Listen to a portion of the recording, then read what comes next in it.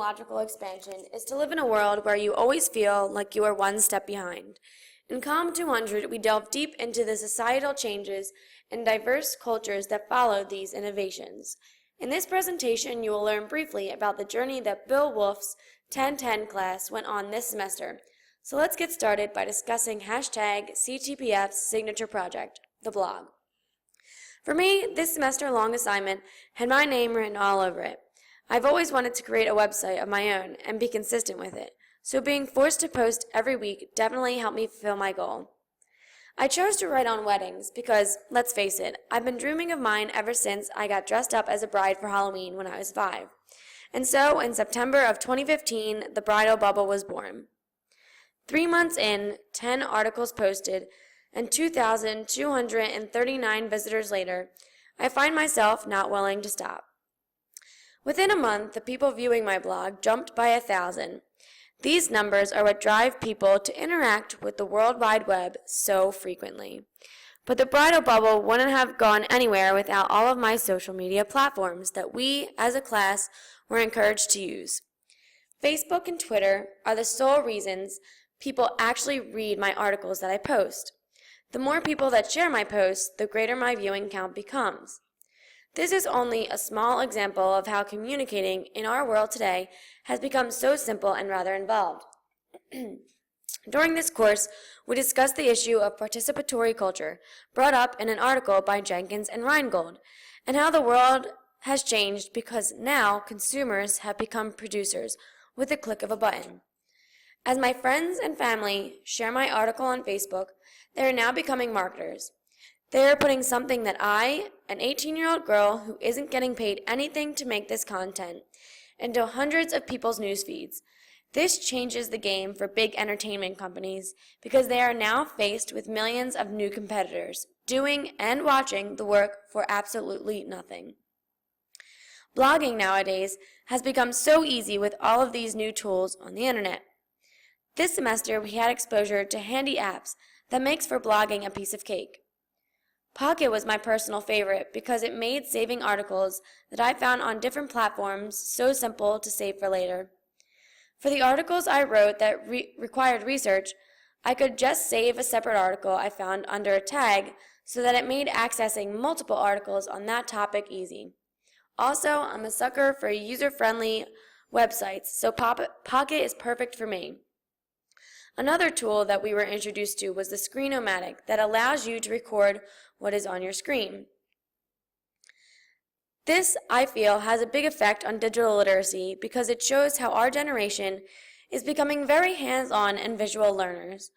I used this tool once to review a website, appycouple.com, and am currently using it to make my final.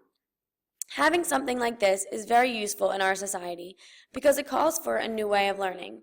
People utilize videos that display screens more than we think, whether it be for technical issues, Photoshop tutorials, or even help with a simple math problem. We are always seeking help via the screen.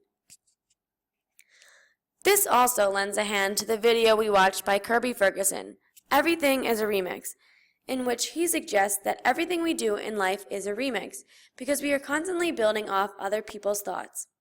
That is exactly how the Screen-O-Matic and Zeit are relative to getting ideas or instructions for my blog through other people's content. When I found myself struggling with different articles each week, I would look at numerous wedding accounts on either Twitter, YouTube, or Zeit. The amount of information pouring out from all of these different sources was so helpful and made coming up with an idea that much easier. So either by format, content, or ideas within my blog, everything is truly a remix because I wouldn't have been able to create all those things all on my own. Another part of digital literacy that we learned in this course is that of visual aid.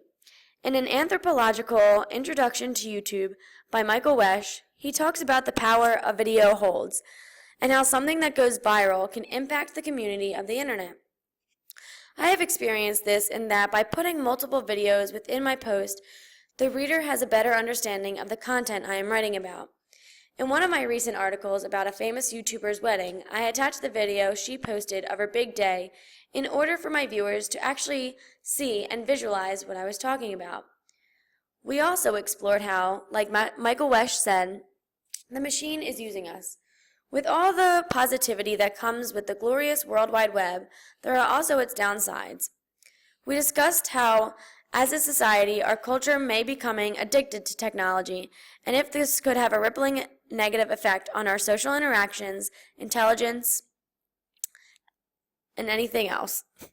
One assignment that highlighted our attachment to technology was the phone diary, in which we had to track our interactions with our cell phones in a small notebook. After what I felt was a rigorous and painful 48 hours of constant writing down of times, we reflected on our experience through Bill Wolf's blog.